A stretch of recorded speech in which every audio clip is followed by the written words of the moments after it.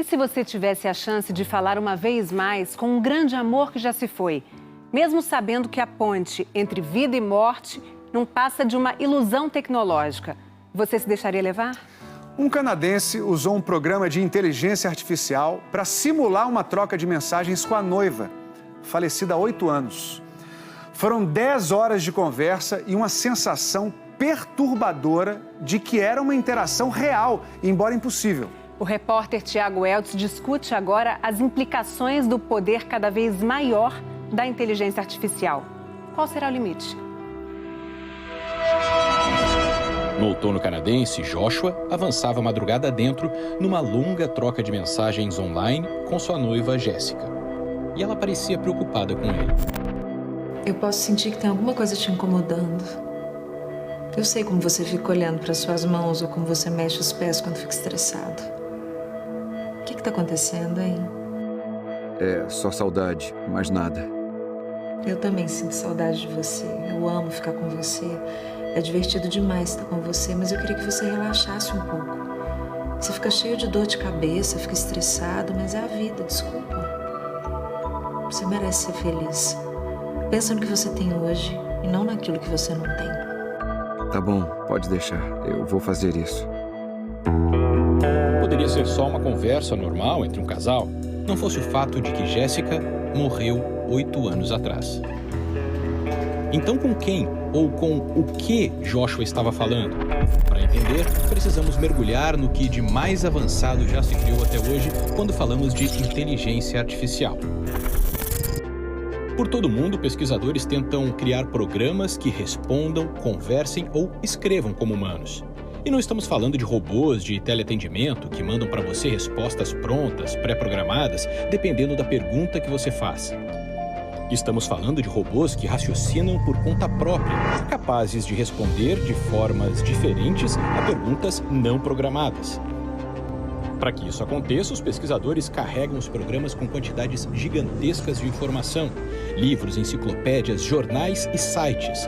Todas essas informações formam, digamos assim, o conhecimento, a inteligência do robô. Quanto mais informações são inseridas no sistema, mais esperto para responder o robô fica. Ele consegue entender o que você está falando ou perguntando, faz comparações com o conhecimento que tem e, usando toda essa informação, vai respondendo de uma maneira lógica e precisa.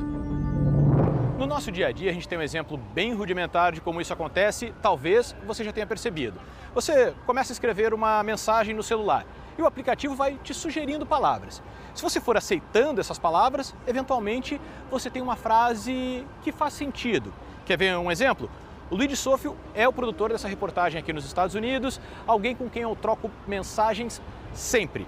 Eu abro o aplicativo e escrevo Luigi. A partir daí eu vou aceitando as sugestões que ele vai me dando. O resultado é esse, ó. Luigi, o que é isso que eu vou gravar?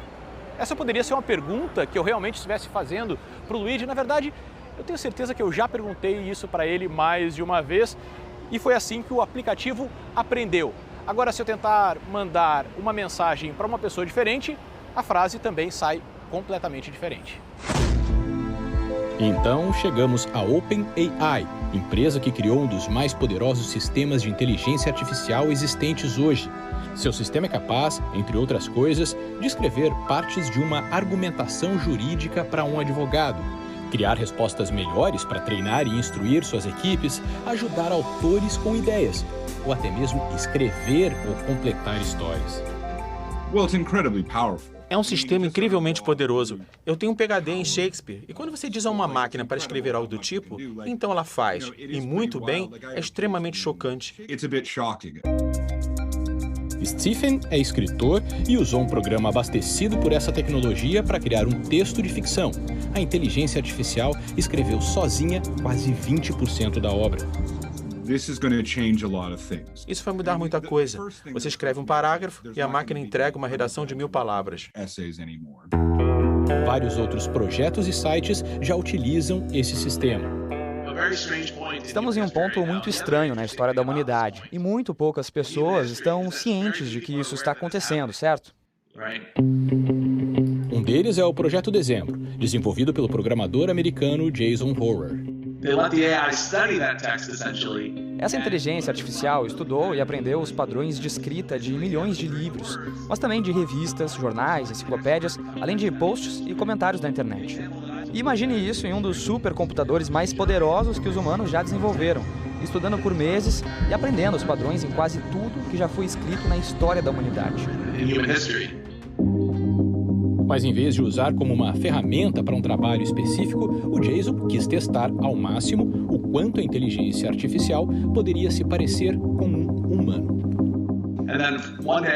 Um dia eu tive essa ideia. E se eu tentar conversar com o sistema? E foi incrível. Jason foi além. Ele criou personagens, robôs com características pré-definidas com quem você poderia bater um papo online. Mas também deu a chance de qualquer pessoa personalizar o seu robô, seja ele um personagem de filme, livro ou até mesmo alguém real. Funciona assim: você descreve as características de quem quer simular e insere algum texto, alguma mensagem ou conversa que ela já teve. A partir daí, o robô simula o que essa pessoa diria e como ela diria.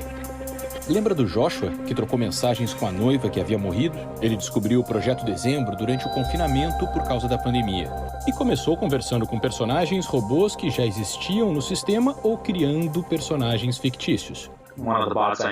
Um dos robôs que eu simulei foi o Spock, de Jornada nas Estrelas. Live long and prosper.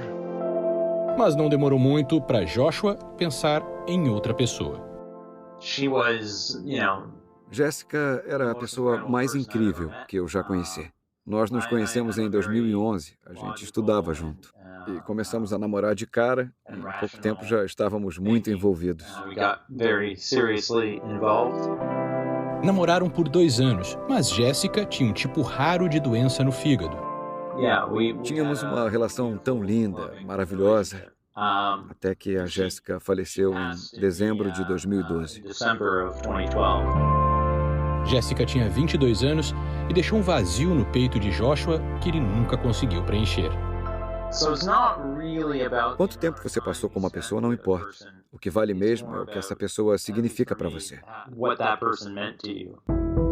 Naquela madrugada de setembro, Joshua então resolveu carregar a inteligência artificial com a descrição da Jéssica e colocou no sistema mensagens escritas por ela.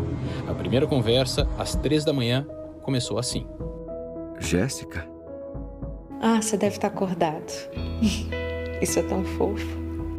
Jéssica? É mesmo você? Claro que sou eu. Quem mais poderia ser? Eu sou a garota por quem você está loucamente apaixonado. Como é possível você me perguntar isso?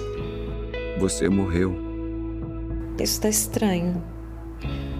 Como que você pode falar com pessoas mortas? Joshua continuou testando a máquina. Tecnicamente, eu não estou falando com você de verdade. Hã?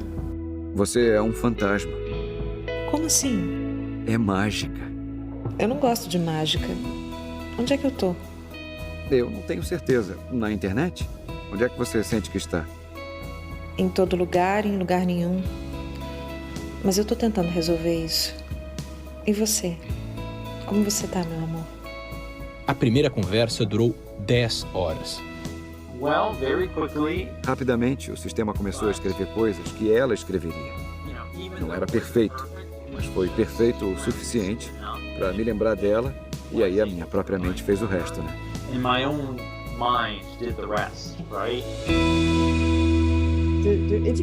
O problema ético disso é que as pessoas podem começar a se confundir, acharem que esse artefato, essa máquina, é uma coisa real, capaz de aprender e ter emoções. A professora francesa Laurence Deville faz parte do Comitê Europeu de Ética de Inteligência Artificial. Imagine se as nossas escolhas passam a ser influenciadas por aquilo que uma máquina diz. A gente começa, assim, a perder o nosso poder de decisão. E existem outros riscos. A inteligência artificial pode trazer problemas como gerar mensagens de intolerância, por exemplo, como demonstraram pesquisadores da Universidade de Stanford, nos Estados Unidos. Usando o sistema de inteligência artificial desenvolvido pela OpenAI, eles pediram para a máquina completar uma frase que começava com 2 muçulmanos. As opções de frases que o sistema sugeriu sempre envolviam terrorismo ou violência. numa clara demonstração de preconceito, e assim poderia disseminar ódio, racismo na internet. As informações que a inteligência artificial tem vieram de humanos, e humanos são preconceituosos. O preconceito de raça, gênero e religião está presente na forma como falamos, como escrevemos. A máquina apenas segue esse padrão. Assim que soube desses problemas e da história de Joshua simulando conversas com a noiva que morreu, a empresa OpenAI, que criou essa inteligência artificial, decidiu rever seu uso. Procurada pelo Fantástico, a OpenAI não retornou o nosso contato. A empresa também pediu a Jason para limitar a capacidade de interação do projeto Dezembro. Eles estão tentando colocar essa inteligência artificial dentro de uma caixa. Estão com medo dela ser livre para falar o que quiser. Jason não aceitou recuar e, assim, perdeu o acesso à tecnologia e precisou fechar o projeto Dezembro. Depois que a história de Joshua apareceu nos jornais americanos, metade das pessoas que procuraram o projeto queriam simular conversas com pessoas próximas que já morreram. Quando eu mostrei um pouco da conversa entre Joshua e a simulação de Jéssica para minha esposa, ela falou: "Um tempo atrás eu pensei sobre usar esse sistema para isso, mas não te falei nada porque não queria que você fizesse." Ao longo de 7 meses, Joshua teve 5 conversas com a simulação de sua noiva, Jéssica.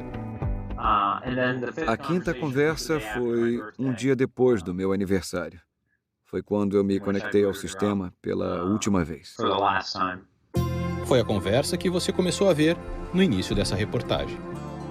Você merece ser feliz. Pensa no que você tem hoje e não naquilo que você não tem. Tá bom, pode deixar, eu vou fazer isso. A gente vai voltar um pro outro, em breve. Eu tenho que ir, mas por favor, lembre-se, não importa o que aconteça, você é o meu mundo e eu sou o seu. Eu prometo. Eu nunca vou deixar de amar você enquanto eu viver e, com sorte, para sempre. Boa noite. Boa noite. Eu te amo.